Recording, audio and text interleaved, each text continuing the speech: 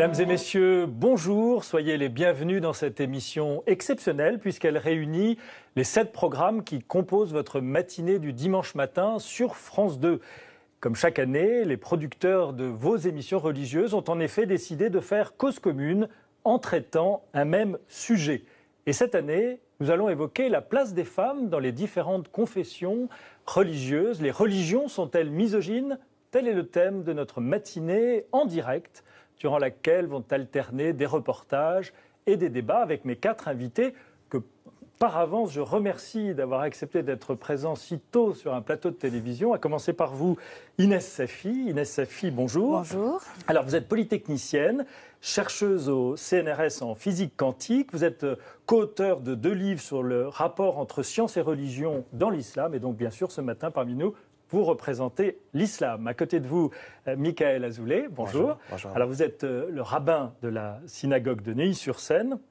Vous avez été membre du comité consultatif national d'éthique pendant plusieurs années, de 2008 à 2013. Et on l'aura compris, vous représentez parmi nous le judaïsme. À vos côtés, Gabriella Frey. Bonjour. Bonjour. Alors, Gabriella Frey, vous êtes la présidente et fondatrice de Sakyadhita France. Alors, Sakyadhita France, qu'est-ce que c'est ? Bien, c'est une association qui regroupe des bouddhistes laïcs et religieux de toutes les traditions afin de soutenir des projets au profit des femmes dans le bouddhisme, tant en Asie qu'en Europe. Et vous êtes la représentante de l'Union bouddhiste européenne auprès du Conseil de l'Europe. On l'aura compris, votre mission dépasse largement les frontières de la France. D'ailleurs, vous êtes d'origine allemande, vous représentez donc bien l'Europe parmi nous. Enfin, Emmanuel Sebolt, bonjour. Bonjour. Vous êtes pasteur et depuis peu de temps président du Conseil national de l'Église protestante unie de France. Et vous êtes la première femme, c'est important de le dire, à ce poste. Et donc ce matin, vous allez avoir la lourde charge de représenter toutes les confessions chrétiennes, c'est-à-dire les chrétiens d'Orient, les orthodoxes, les protestants et les catholiques. Voilà. Alors, les religions sont-elles misogynes ? Eh bien, Karine Poidatz est allée poser la question à des passants dans la rue. Le résultat, vous allez le voir, est plutôt décapant, mais il a le mérite de poser clairement les choses.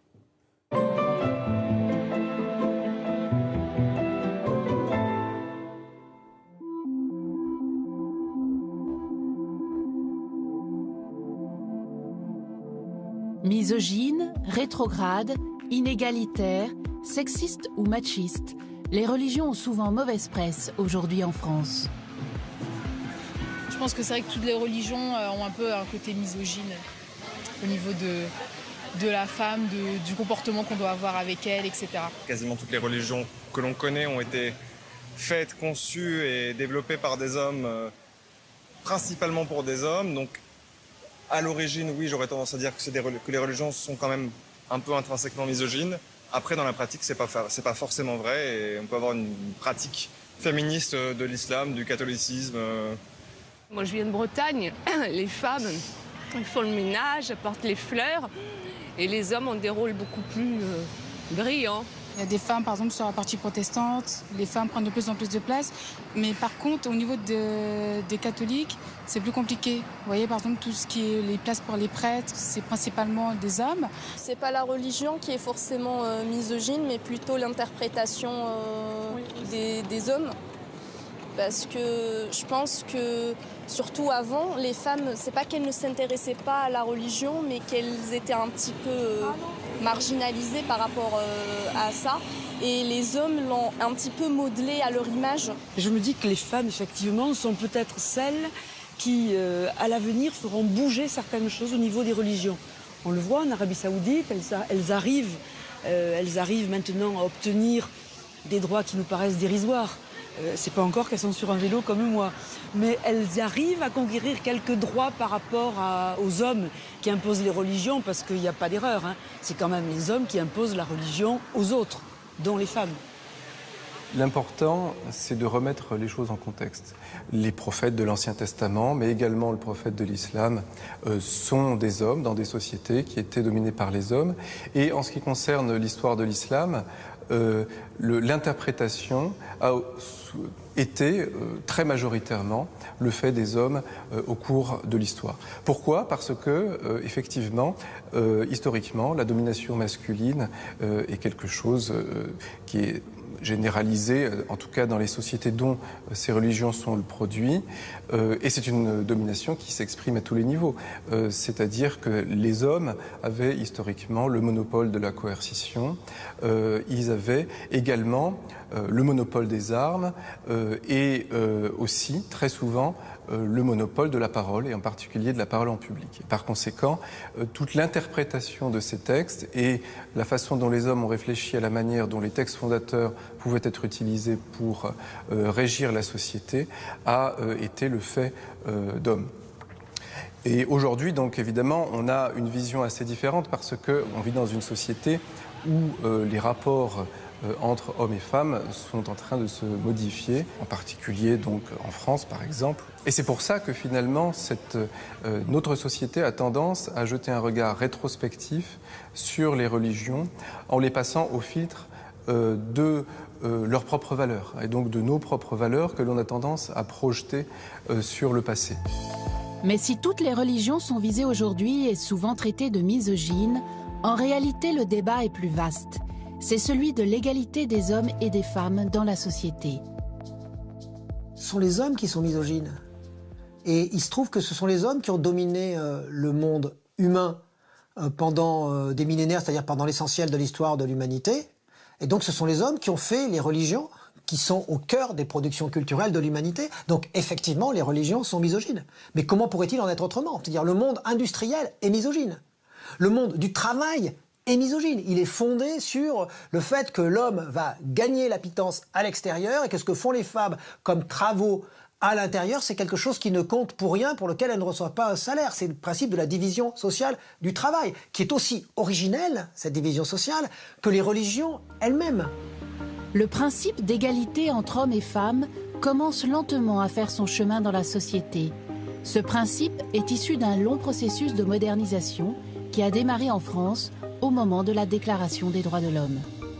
On pourrait dire que les femmes sont les oubliées de la modernité, les dernières oubliées. Elles sont à la queue leu-leu, en quelque sorte, du processus de modernité. Puisque quand on dit égalité de l'ensemble des sujets, égalité subjective, c'est la notion de droit subjectif qui se déploie au XVIIIe siècle, pendant la Révolution française en particulier, mais dans l'ensemble des révolutions qui vont constituer le socle de la modernité politique et morale.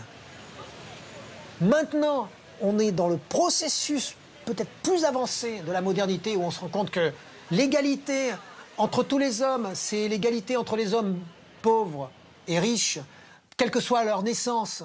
Mais c'est l'égalité entre les hommes ensuite, quel que soit leur pays, qu'ils soient arabes, qu'ils soient africains ou qu'ils soient je ne sais quoi. Et puis maintenant, on a quelque chose qu'on avait oublié. C'est aussi l'égalité entre les femmes.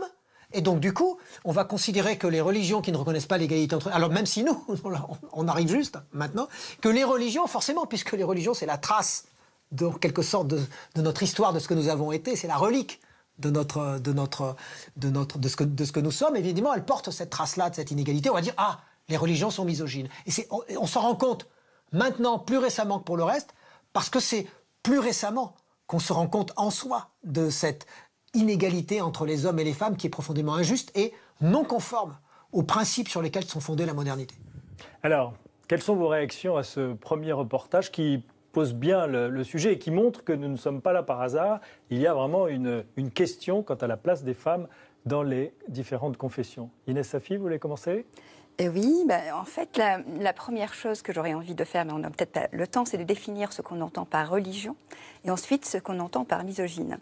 Effectivement, ce qu'on croit être misogyne, pour moi, ce sont plus des idéologies qui sont bâties sur les religions. Et surtout dans notre monde moderne. Et qui sont finalement... en fait, je suis contente que Raphaël Laugier parle des problèmes de la modernité, puisqu'ils sont aussi affectés par des fléaux modernes, y compris dans leur conception de l'égalité ou des rapports hommes-femmes. Donc, quand vous parlez d'idéologie, vous l'opposez à religion. En fait, je dirais que pour moi, le sens de religion, c'est plutôt quelque chose qui est riche sur le plan spirituel, qui est une tradition, pas dans un sens négatif, de quelque chose qui serait dépassé, archaïque. La religion, c'est quelque chose qui devrait être vivante, qui devrait être surtout emplie de spiritualité. Et je parle d'idéologie au moment où on est finalement dans l'exclusion, c'est-à-dire au moment où on croit que nous sommes les seuls à détenir la vérité, Et c'est là où, pour moi, commence l'idéologie. Et donc, actuellement, on a affaire à des idéologies, effectivement, qui sont misogynes. Qui sont misogynes. Qui sont misogynes, oui, souvent. Effectivement, misogyne aussi, c'est un grand débat. Qu'est-ce qu'on entend par misogyne? Puisque certains disent qu'il n'y a pas d'égalité absolue, mais même s'il y a une égalité de valeur entre hommes et femmes. Donc, à quel moment est-ce qu'on peut se dire aussi misogyne? C'est une question qu'on pourrait aussi aborder. Alors, pourquoi des idéologies misogynes qui viennent se greffer sur des religions qui, à l'origine, ne le seraient pas? Emmanuelle Sebolles. Le philosophe Raphaël Liogier le dit très bien, les hommes... Il dit les hommes ont fait les religions. Hein. Oui. Les hommes ont écrit les textes. Les hommes les ont expliqués. Les hommes les ont interprétés en tenant les femmes à l'écart de cette prise de parole, à l'écart de l'interprétation, à l'écart de la traduction même des textes. Un homme qui traduit un texte va introduire quelque chose de sa masculinité dans sa traduction. Et donc, il est très important, effectivement, qu'aujourd'hui, les femmes se saisissent, elles le font, se saisissent de la traduction, de l'interprétation, de la prise de parole des textes, que ce soit des textes bibliques ou des textes de nos textes fondateurs, pour dire comment elles lisent. Et alors, tout à coup, on va découvrir que le texte en lui-même n'est pas misogyne, mais que c'est souvent la lecture que les hommes en ont faite qui introduit un biais. Et une religion est toujours mêlée à une culture. Il n'y a pas de religion hors d'une culture.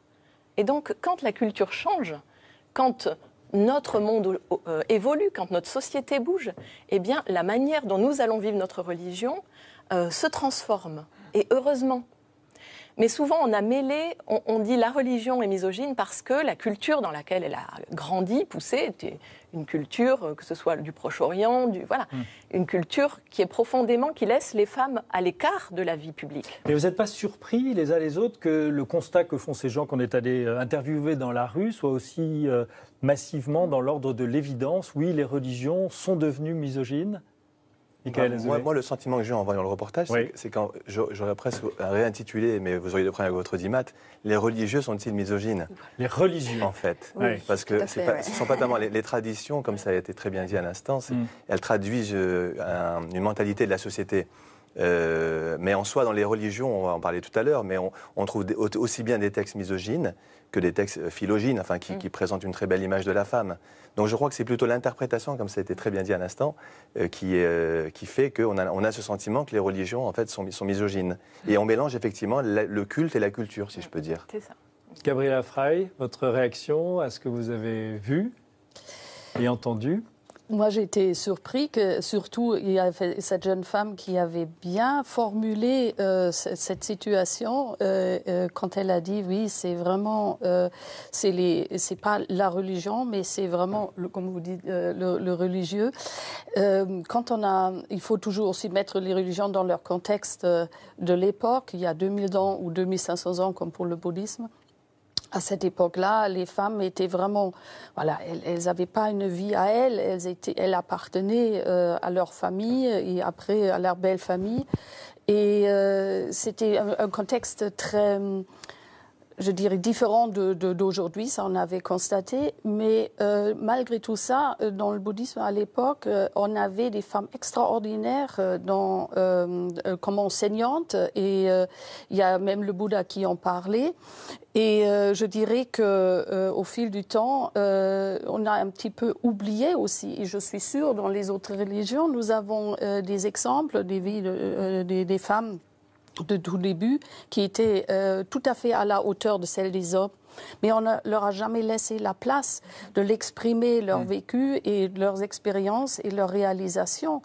Et c'est quelque chose, je dirais, qu'il faut peut-être parfois un petit peu creuser dans le passé pour revenir à la hauteur de la religion telle qu'elle a été conçue par ses fondateurs. Justement, est-ce qu'on peut revenir et aller un cran plus loin sur cette affirmation-là qui semble être reprise par plusieurs personnes interviewées, à savoir que les religions ne sont pas originellement misogynes, mais que c'est l'interprétation qu'en ont fait les hommes qui les ont rendues misogynes. Alors si j'applique ça à l'islam, Inès Safi, comment vous... Alors, les religions ne peuvent pas faire abstraction, et je reviens encore à ce qu'avait dit Emmanuel, ne peuvent pas faire abstraction du contexte, évidemment, où elles émergent. Donc, c'est très difficile de trouver un message originel pur, parce que l'accès déjà à ce message pose problème. Aux textes scripturaires, comment ils étaient compris, reçus, etc. C'est comme une révélation. Voilà, une révélation, bien sûr. Mais ce que je voudrais quand même... il y a un point important, je ne suis pas aussi catégorique que Raphaël Logier quand il dit que ça a été toujours fait par les hommes, en tout cas en islam. On sait très bien que le rôle des femmes a été très très important au moment de la révélation elle-même. Vous pouvez nous en dire plus ? Avec l'épouse Khadija, donc, qui était un soutien pas seulement moral, mais elle avait aussi, alors c'est quelque chose qui n'est pas assez connu justement, elle aidait aussi à interpréter même les versets, à révéler certains secrets d'ordre ésotérique. Et donc en fait, ensuite on peut parler aussi de Aïcha, donc son épouse qu'il a eue après la mort de Khadija, et lui, il dirigeait ses compagnons vers Aïcha pour leur expliquer des problèmes théologiques complexes. Et d'ailleurs, il y a un contemporain du prophète qui disait qu'il préférait le discours de Aïcha à tous ceux des proches compagnons qui sont devenus par la suite des califes. Donc Aïcha a joué un rôle très important dans pas seulement la transmission, mais aussi l'interprétation. Ce n'est pas du tout un rôle passif, on va dire, et aussi sur le plan de l'administration, de la gestion. Bon, elle a même dirigé malheureusement une guerre après, mais donc c'est pour vous dire que à travers l'histoire, en tout cas de l'islam, et c'est un peu ça aussi le message que j'aimerais transmettre, il y a énormément de figures féminines, mais qui sont malheureusement méconnues. Est-ce qu'on peut dire la même chose des autres confessions ? Moi, je pense que oui. Je pensais au livre de la Genèse, où on parle des patriarches, Abraham, Isaac et Jacob, mais on parle aussi beaucoup des mères, Sarah, Rebecca, et elles jouent un rôle d'ailleurs extrêmement important dans l'histoire. C'est elles vraiment qui vont avoir une influence déterminante sur le futur. Moi, personnellement, je pense aussi que dans les religions, il faut la part des textes. Ça veut dire, parce que si je prends la Bible, ou le Pentateuque, par exemple, je n'ai pas l'impression qu'il y a vraiment des textes vraiment misogynes. C'est plus dans la littérature rabbinique, le Talmud, par exemple. J'avais un professeur à la Sorbonne qui disait toujours, le professeur Paul Fenton, que le Talmud, c'est une littérature écrite par des hommes pour des hommes. Ça a été dit tout à l'heure. Et donc, c'est là qu'on a certaines phrases, etc., désobligeantes vis-à-vis des femmes.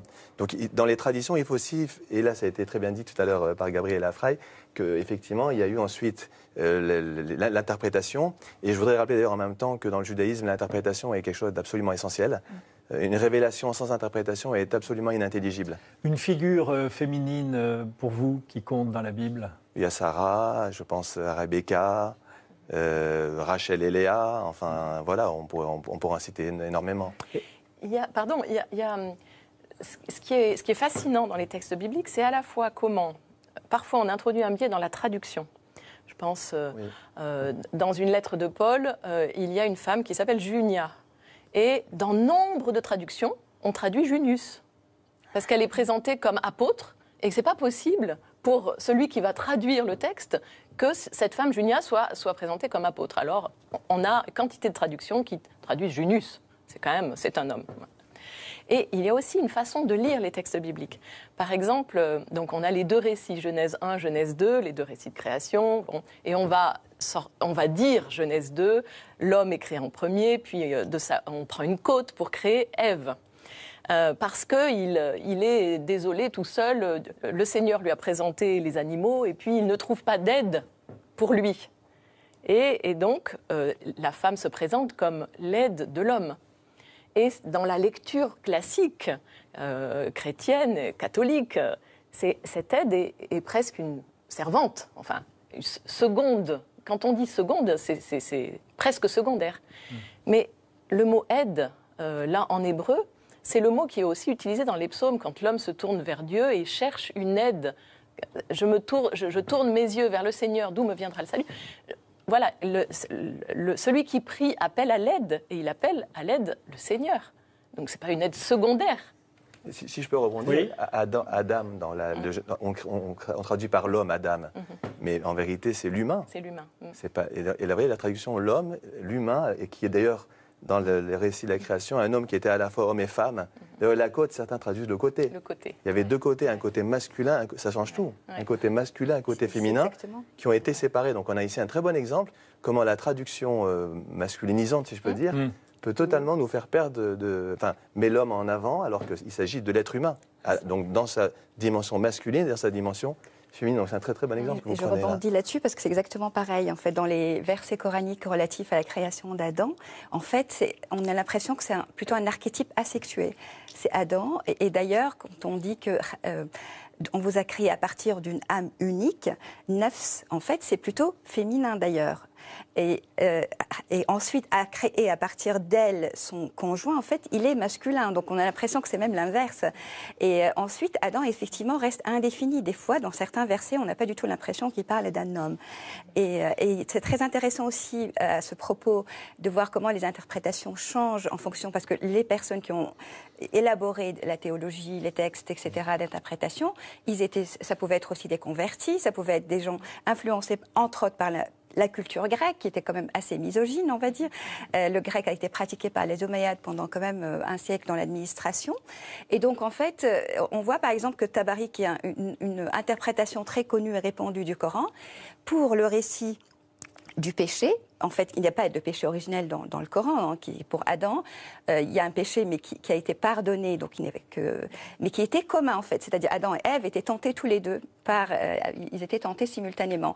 Et Tabari, lui, il va donner une interprétation qui est plutôt chrétienne, c'est-à-dire qu'il va quand même rendre Ève responsable du péché. Donc c'est quand même un exemple aussi intéressant là-dessus, sur l'influence de ce qu'apportent tous ces gens-là, en fait, qui élaborent. Merci. Alors on va avancer dans notre marche en regardant un second sujet. Je vous propose en effet de nous intéresser à présent à la place des femmes au sein du bouddhisme.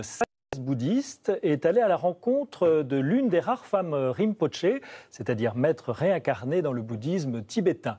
Des femmes en chemin, c'est un reportage de Michel Bollez et Sandrine Colombo.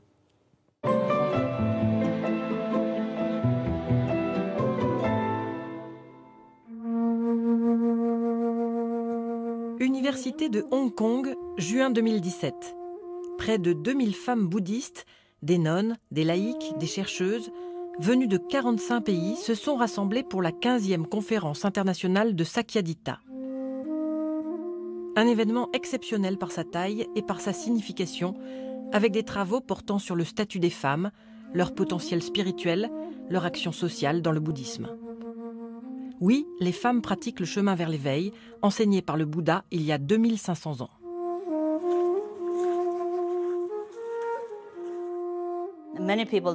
Beaucoup de personnes savent que le Bouddha refusa aux femmes l'accès à la communauté quand la question lui fut posée.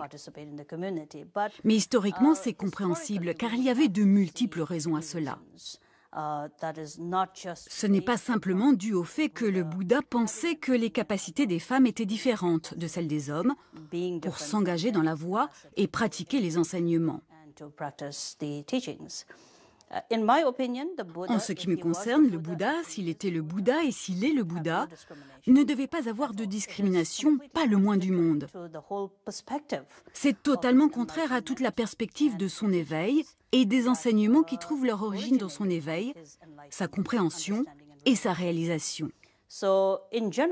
En général, on peut dire que le Bouddha ne fit preuve d'aucune discrimination entre les capacités d'un homme ou d'une femme pour pratiquer, étudier, apprendre, réaliser et comprendre les enseignements et le dharma. Bien sûr, on doit garder à l'esprit le contexte de l'époque et l'influence culturelle de l'environnement dans lequel le Bouddha enseigna. Donc la réponse est simple, le Bouddha ne fit pas de discrimination. Khandro Rinpoche est l'une des rares femmes reconnues dans le bouddhisme tibétain comme maître éminent. Détentrice des lignées Nyingmapa et Kagyupa, où les femmes ont toujours eu leur place, elle parcourt le monde pour enseigner la voie du Bouddha. Et c'est à Paris, à la Grande Pagode, que nous l'avons rencontrée. J'ai grandi en sachant que c'est difficile, particulièrement parce que le nombre de nonnes est restreint, notamment concernant celles qui sont appelées Rinpoche, c'est-à-dire maîtres réincarnés, qui de manière successive se manifestent en tant que femmes. En même temps, ce sentiment était contrebalancé par le fait qu'il n'y a là rien d'extraordinaire, car je viens d'une famille et d'une lignée qui comporte d'innombrables femmes puissantes, extraordinaires.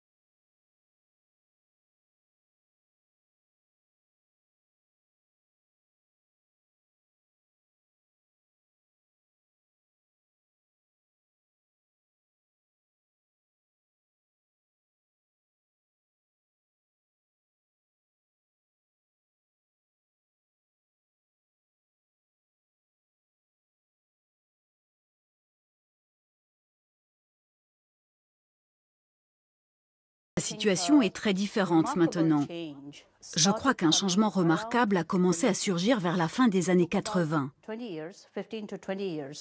Cela a pris 15 à 20 ans depuis les années 80 pour que de nombreux maîtres traditionnels reconnaissent qu'il y avait un vide, spécialement concernant la création de centres d'études pour les femmes. Donc, dans les années 90 et au début du XXIe siècle, on a vu un très grand nombre d'enseignants créer des chedras, des instituts d'études supérieures, pour les femmes, et les femmes ont commencé à s'impliquer dans des dialogues actifs, se posant la question de savoir pourquoi on ne peut pas avoir une éducation égale, des opportunités égales, la même quantité d'enseignement et de structures. Et les 20 dernières années, nous avons vu des transformations remarquables. Aujourd'hui, on peut dire avec fierté que nous en sommes presque au point où il existe un équilibre en ce qui concerne les instituts et les structures pour que des femmes puissent recevoir une éducation.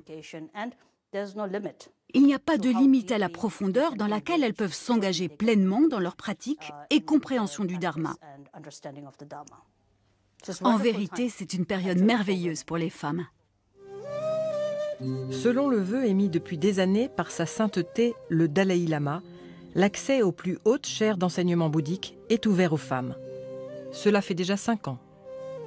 Et cette année, 20 nonnes de la tradition Gelugpa sont ainsi devenues Geshe-ma, c'est-à-dire docteurs en philosophie bouddhiste, un titre remis après 17 ans d'études et 4 ans d'examen. 20 femmes pour 600 diplômés. Bien sûr, si on regarde les statistiques, les femmes sont évidemment en nombre inférieur. Et c'est pourquoi cela se remarque quand on parle de leur participation dans le bouddhisme. Moins nombreuses, mais en termes de qualité, merveilleuses.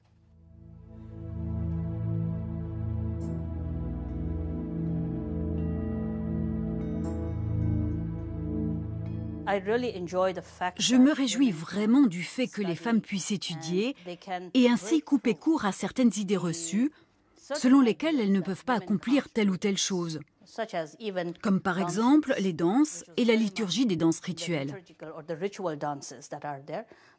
Mais maintenant, on a pu constater ces changements et l'on voit des situations où les femmes s'engagent dans tous les domaines, comme la philosophie, les rituels et les cérémonies bouddhistes. Je pense que ce sur quoi on doit se concentrer maintenant, c'est la question de la gouvernance, du leadership. Mais j'ai beaucoup d'espoir. Je pense que c'est uniquement une question de temps et pas d'occasion. Gabriela Frey, alors est-ce que vous affirmez que le Bouddha professe une égalité entre les hommes et les femmes? Est-ce qu'on peut dire ça? Oui, absolument.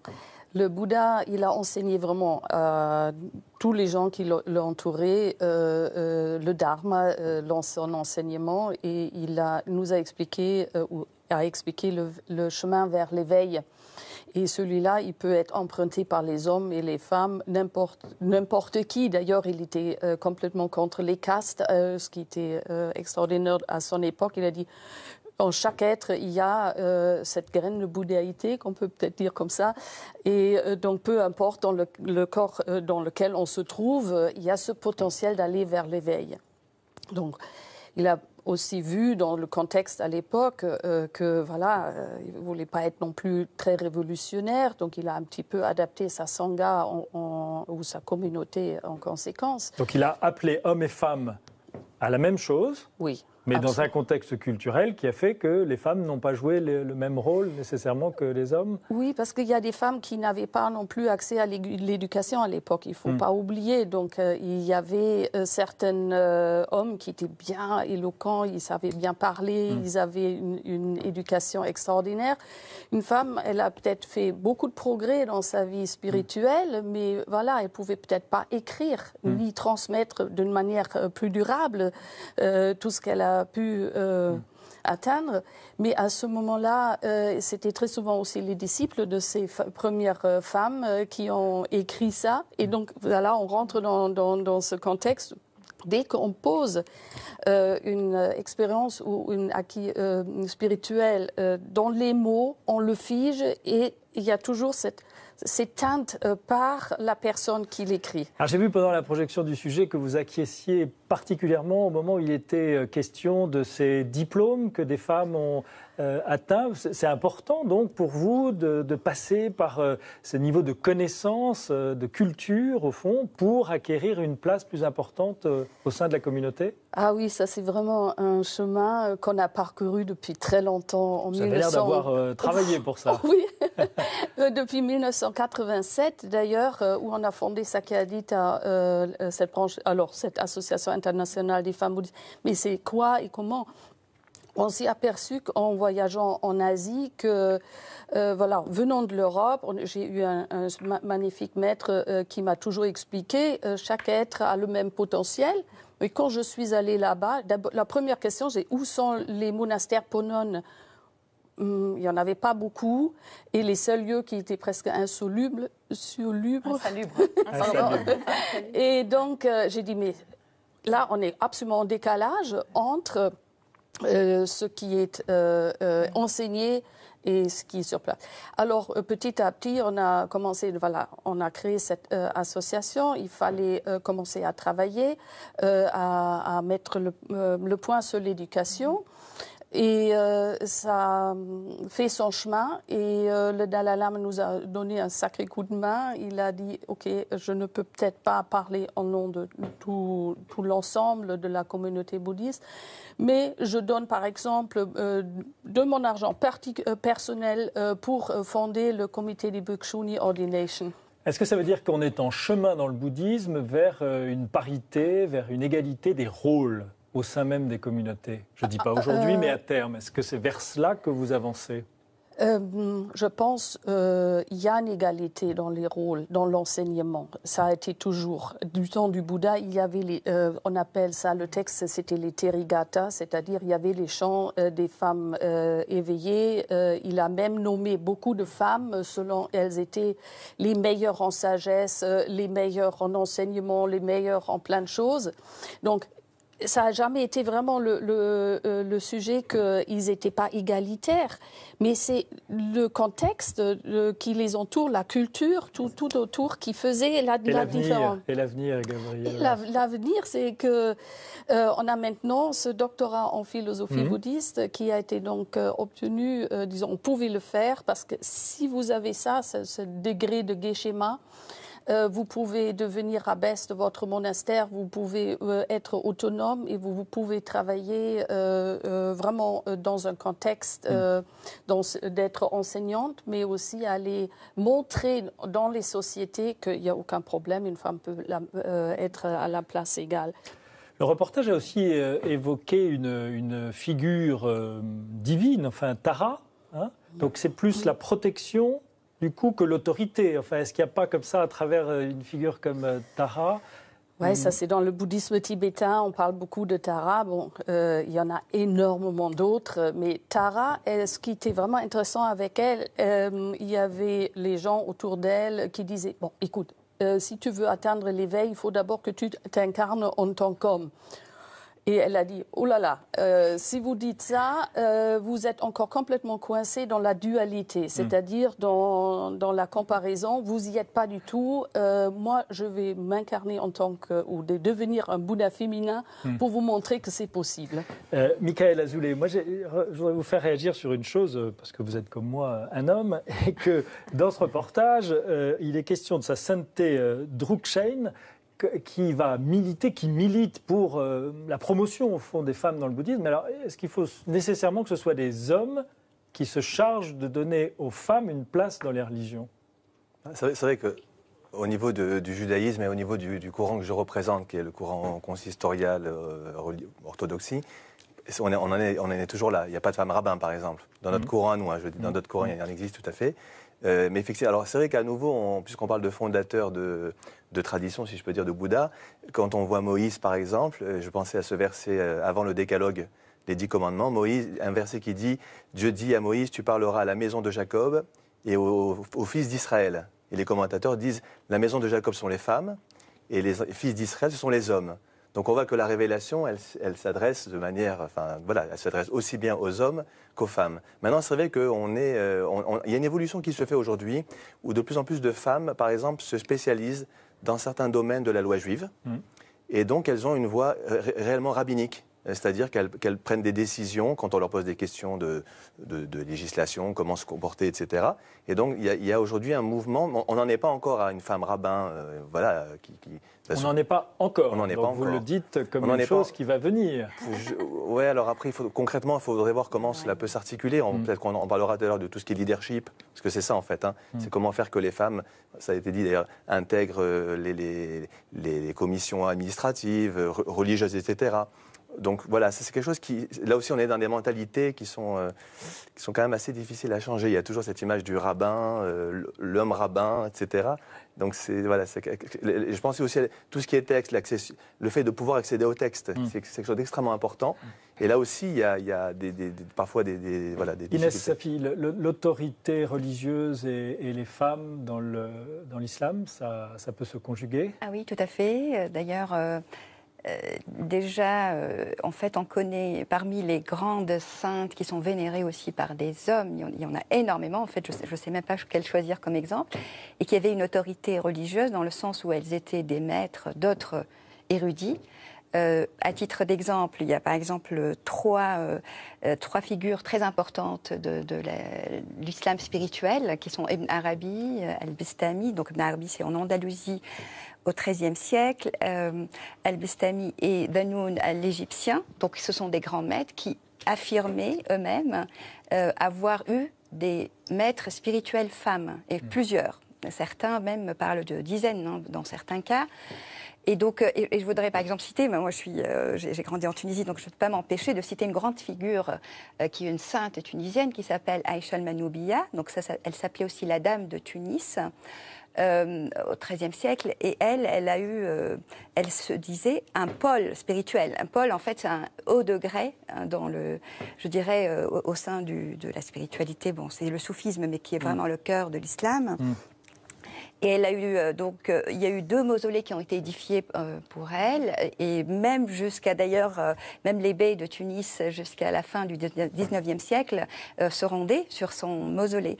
Et donc ça, et le Chadili, qui est une grande figure aussi du soufisme tunisien, l'avait désigné, disons, qui n'est pas tunisien, mais qui a une grande importance, l'a désigné comme le pôle de sa confrérie. Emmanuel Sebold, vous n'êtes pas encore une grande figure spirituelle du protestantisme, mais ça va venir, je le pressens. En revanche, vous êtes déjà une présidente d'une église. Oui. J'ai dit tout à l'heure que c'était la première fois que c'est arrivé. Oui. Comment vous y êtes arrivé? Il a fallu un peu se faire de la place au milieu des hommes. Vous êtes sincère? Je suis sincère. Vous avez une confidence? Non, une confidence, oui, à la télé, c'est très confidentiel. Ça se fait pas. Non, dans notre église, on ne brigue pas un poste, un mandat, on est appelé à un poste. On est appelé, c'est un conseil qui discerne la personne qui va être appelée. Donc là, il a appelé une femme, donc c'est le signe que les mentalités ont évolué aussi là. Largement, oui. Et quand vous avez été appelé, vous vous êtes sûrement retourné vers vos proches et vous-même, et vous êtes dit, est-ce que la question de la femme, pour vous, d'être une femme, comptait dans votre réponse? Alors, c'est impossible de penser autrement. Quand on est une femme, on pense soi-même. On ne peut pas penser qu'est-ce que je serais si j'étais un homme. C'est pas possible de réagir comme ça. Mais en me disant... alors d'abord, le choc de l'annonce, voilà. Et ensuite, dans ma réflexion, dans ma méditation, ma prière, je me disais, je ne peux pas, je ne vais pas y arriver. Et je me suis dit, mais est-ce que ce n'est pas typiquement féminin de penser qu'on ne peut pas arriver à ce type de poste? Et donc, je me suis dit, laissons ça. Faisons confiance à ceux qui m'ont discerné, à ceux qui m'ont appelé. Je leur fais confiance. Et je mets de côté, voilà. Merci. Place à présent à l'islam, justement, à travers 5 versets du Coran. Eh bien, nous allons nous intéresser à la place de la femme dans la tradition islamique. Le texte et le contexte, c'est un reportage signé Didier Bourg.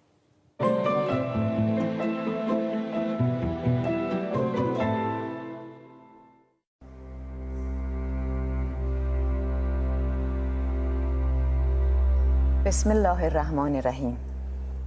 Ceux qui sont soumis à Dieu et celles qui lui sont soumises, les croyants et les croyantes, les hommes pieux et les femmes pieuses, les hommes sincères et les femmes sincères, les hommes endurants et les femmes endurantes, ceux et celles qui craignent Dieu, ceux et celles qui pratiquent la charité, ceux et celles qui observent le jeûne, ceux et celles qui gardent leur chasteté, ceux et celles qui invoquent souvent le nom de Dieu.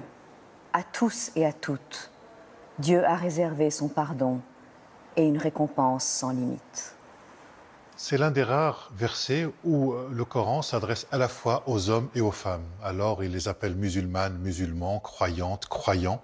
Donc, c'est-à-dire entre celles et ceux qui acceptent de mettre leur vie sous la protection de Dieu, d'où le terme musulman, et mu'min et mu'minat, c'est-à-dire celles et ceux qui acceptent de se rallier au Dieu coranique.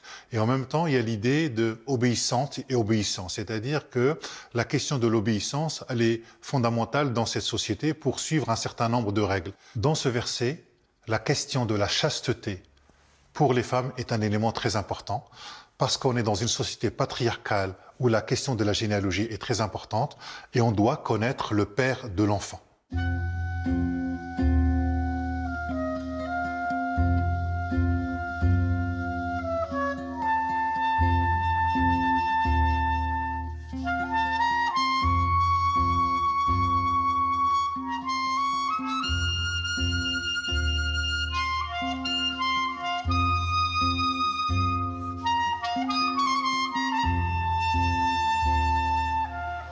Ô prophète, dis à tes épouses, à tes filles et aux femmes des croyants de ramener un pan de leur voile sur elles. C'est le meilleur moyen pour elles de se faire connaître et d'éviter ainsi d'être offensées. Dieu est plein d'indulgence et de compassion. Selon la tradition musulmane, nous sommes après 622, à un moment où le prophète chassé de la Mecque doit trouver refuge à Médine. Lorsqu'il devient le chef de cette confédération tribale, il doit mettre en place un certain nombre de règles et surtout essayer de gérer des groupes avec des mœurs complètement différentes. Qu'est-ce qui est dit dans ce verset? Il est recommandé aux femmes de recouvrir leur parure. Alors, l'expression en arabe, c'est « zinatuhunna ». Dans cette société-là, la question, c'est le problème de la reconnaissance. Et dans cette société du XVIIe siècle, ce verset dit, justement, en s'adressant au prophète, de demander à ses épouses, à ses filles et aux femmes des croyants de pouvoir se revêtir pour avoir ce signe de distinction sociale qui est un élément important.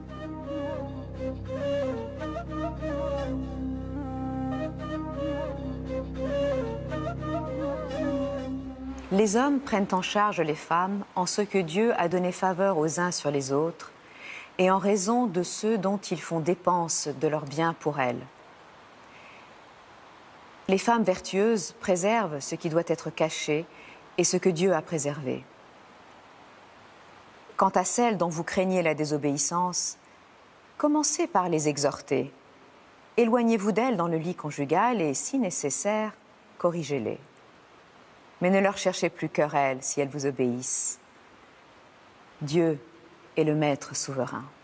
Il ne s'agit pas de défendre le texte. Il s'agit d'essayer de restituer les situations sociales entre mari et femme dans la société du VIIe siècle. Dans ce verset, il n'est pas question de supériorité ou d'autorité des hommes vis-à-vis des femmes. Il est simplement question que les hommes prennent en charge les femmes. Tout simplement parce que les femmes n'ont pas d'activité à l'extérieur au sens économique du terme. Elles ont une activité à l'intérieur. Ensuite, le Coran parle à un moment de la dispute entre les hommes et les femmes. Le Coran dit d'abord l'idée de exhortez-les, donc on commence par la discussion. Ensuite, il y a l'idée de l'éloignement. Et si cela ne suffit pas, en cas de désobéissance, il y a l'idée de frapper. Simplement, il faut bien comprendre que dans cette société-là, lorsque cela n'allait pas bien dans les couples, il arrivait très souvent que la femme quitte le foyer et aille se réfugier dans la maison de son père avant que le mari et la famille ne viennent la chercher pour essayer de les réconcilier.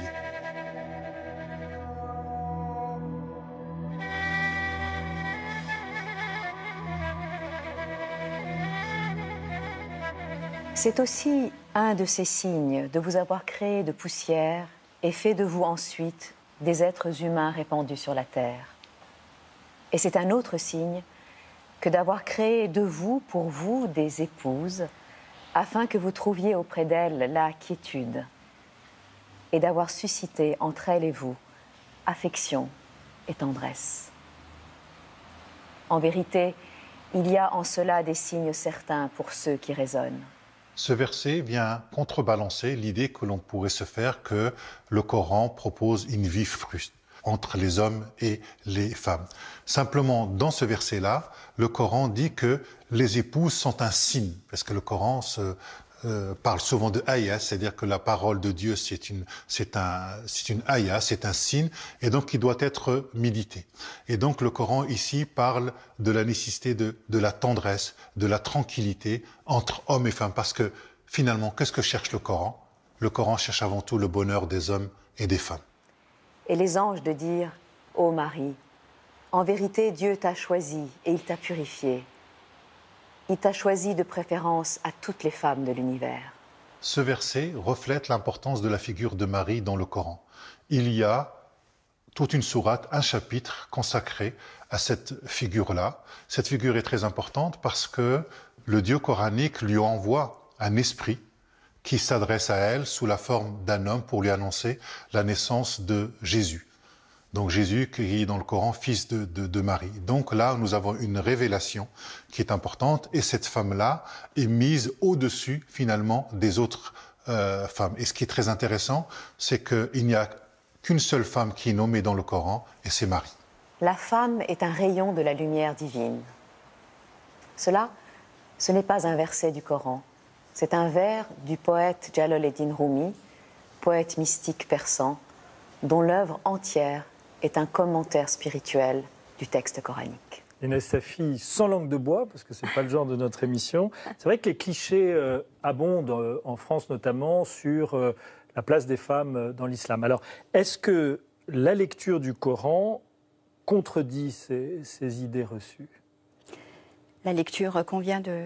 Votre lecture, la lecture. Oui, alors justement, en fait, il y a un vrai problème, c'est qu'il y a eu des interprétations littéralistes du Coran qui maintenant sont reprises, y compris dans la traduction du Coran, puisque le traduire, c'est aussi l'interpréter.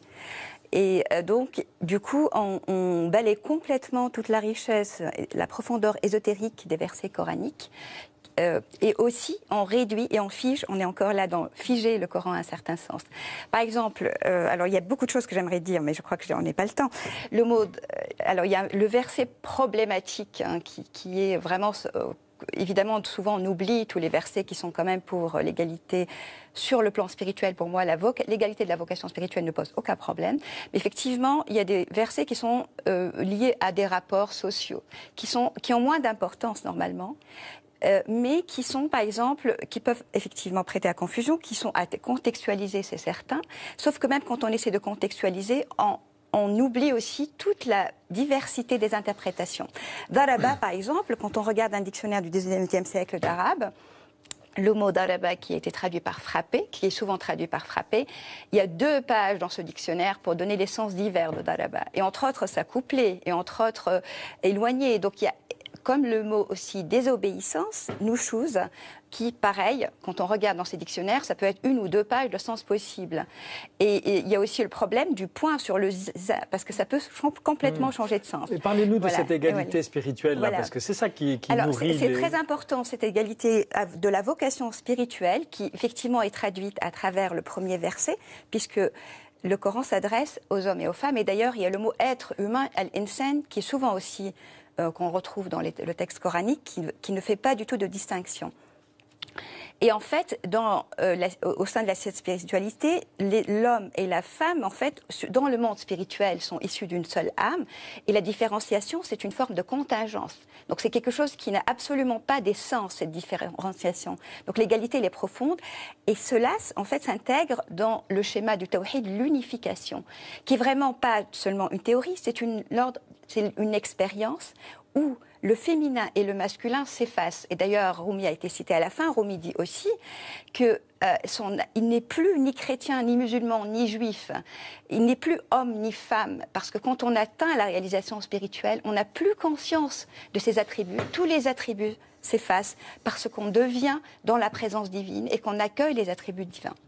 Oui. Alors, parmi les versets qu'on a entendus, il y en a un, bien sûr, sur lequel il faut absolument qu'on revienne. Oui. Je le cite, « Ô prophète, dis à tes épouses, à tes filles et aux femmes des croyants de ramener un pan de leur voile sur elles. » Alors, est-ce que c'est là l'origine divine de ce fameux foulard qui symbolise tant l'islam dans la société contemporaine. Au fond, le divin attribue-t-il une position à travers ce voile à la femme différente de celle de l'homme? Oui, alors là aussi, il y a aussi la question de la traduction du mot voile, parce qu'il y a 2 versets en fait, où il s'agissait de tunique. Et en fait, quand ce sont des versets qui sont des ordres, et en plus ils s'adressent aux femmes du prophète, on peut tout à fait imaginer qu'ils étaient pour cette époque, adaptés à cette époque, parce que le Coran, c'est une descente. Et il prend la langue aussi du peuple auquel il s'adresse. Et d'ailleurs, on sait très bien que il y a aussi, dans la tradition, on dit très bien que les prophètes, d'ailleurs, je crois que c'est une parole prophétique, parlent le langage de leur peuple, parce qu'il y a une question pédagogique. Et donc, en fait, il y avait aussi une organisation de cette société naissante, mais le prophète Mohammed ne pouvait pas apporter des réformes révolutionnaires. Là, on parlait de transition, parce qu'elles étaient déjà révolutionnaires par rapport à ce que vivaient les femmes à l'époque. Et en fait, le texte nous dit plutôt la direction dans laquelle nous devons aller. Ça ne veut pas dire qu'on doit rester encore bloqué sur cette réforme, on va dire, si on parle de réforme, de la situation de la femme, puisque, par exemple, la femme, elle faisait partie de l'héritage avant le prophète. Votre propre rapport au voile, vous, aujourd'hui, c'est quoi? Alors, pour moi, le voile a plusieurs significations et le porter dépend énormément des femmes, mais le fait de l'ériger comme un pilier de l'islam me pose un vrai problème. Le fait de définir ce qu'est une bonne musulmane à travers le voile me pose un problème. Mais je suis pour la liberté de chacune, c'est-à-dire que je n'ai pas à aller dire à telle femme qui porte le voile, je n'ai pas à porter de jugement sur son choix. Il est personnel, mais il faut aussi qu'elle respecte la liberté de celle qui ne le porte pas. Donc vous revendiquez cette liberté de se comporter, tout à fait. Ce qui sous-entend que le divin, je reviens à ma question de départ, le divin n'impose pas, n'indique pas que le port du voile... Il y a ce statut, en fait, de ce texte qui pose problème actuellement. Le fait de le prendre à la lettre comme un ordre divin, c'est ça qui pose problème, parce qu'il y a des discours qui présentent le voile comme un ordre divin. Et quand on cherche à plaire à Dieu, je comprends un petit peu la situation, on est prêt à tout pour plaire à Dieu, y compris donc à exécuter ses ordres. Donc il y a un rapport au texte aussi qui pose problème. Et le voile aussi, c'était... Quand on regarde à travers l'histoire, même si c'est très difficile d'énoncer des réalités sur un monde étendu géographiquement, historiquement, mais quand on regarde comment les femmes et les hommes s'habillaient, c'était très semblable. Les hommes se coiffaient aussi, parce que c'était pour faire plus joli. Actuellement, le problème avec le voile, c'est qu'on veut fabriquer de la laideur des fois et de l'uniformité, alors qu'il y avait une richesse absolument fantastique des habits à travers les différentes cultures au sein de la civilisation islamique qu'on est en train de perdre. Et donc, en fait, on est en train de répondre, de réagir à l'uniformité qui est due à la mondialisation, qui a été évoquée aussi par Raphaël Augier, par évidemment une réponse peut-être d'une recherche identitaire, mais qui va répondre par une autre uniformité. Comme on est en train de répondre à la rationalité pure qui est dominante et qui évacue finalement la spiritualité par un autre discours complètement rationnel et littéraliste vis-à-vis des textes. Mickaël Azoulay, le judaïsme n'est pas étranger à des préceptes comportementaux, vestimentaires. Est-ce qu'ils viennent de Dieu pour vous? Comment vous les vivez? Oui, alors, moi simplement, puisqu'on ne parle pas la langue de bois, comme vous l'avez dit, je crois, parce que l'écueil dans ce type de sujet, c'est qu'on peut très vite arriver à considérer qu'il y a une forme d'identité entre l'homme et la femme et qu'il n'y a plus de différence entre hommes et femmes. Ma tradition ne dit pas cela du tout. Elle considère qu'il y a bien des différences, qui peuvent d'ailleurs s'exprimer sur le plan vestimentaire.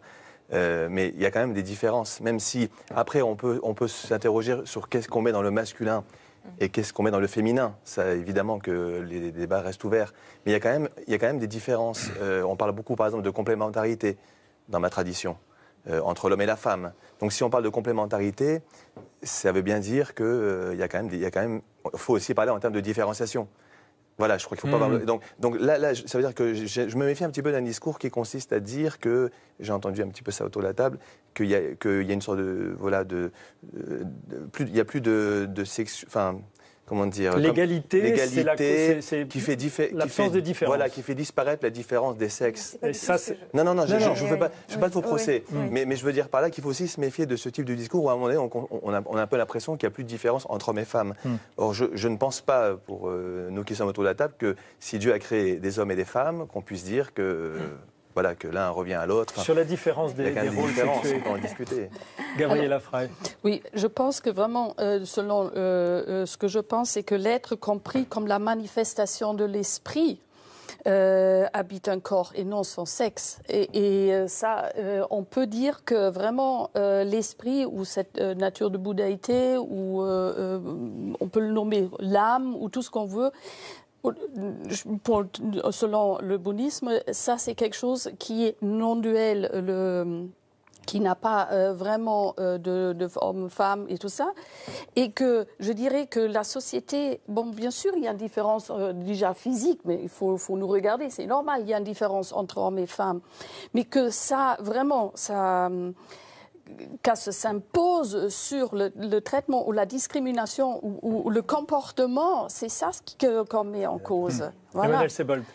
Oui, hommes et femmes, on est différents pour notre grande joie, pour notre bonheur. On est différents pour notre bonheur. On est à égalité de dignité. Mais là où c'est compliqué, c'est quand on va dire voilà quelle est l'essence de la femme et voilà quelle est l'essence de l'homme. Non. Oui, c'est l'essence. Il n'y a pas l'essence de la femme. Parce que on ne dit pas beaucoup l'essence de l'homme, mais on dit beaucoup l'essence de la femme. Là, je parle en christianisme. On va dire voilà, la femme doit être comme ci, comme ça. Plutôt côté catholique. Voilà. L'idéologie, là. Oui, voilà. Il y a des femmes. Il y a une multitude de façons d'être femme. Il y a une multitude de façons d'être homme. Donc complémentaires, oui, mais très différents entre femmes et entre hommes aussi. Alors on va poursuivre notre chemin à travers les différentes confessions. Qu'elles soient simples croyantes ou des personnalités reconnues du judaïsme, les femmes que vous allez entendre s'interrogent absolument toutes sur la place que la pratique du judaïsme leur laisse. Joël Abécassis nous entraîne à leur rencontre pour Judaïka.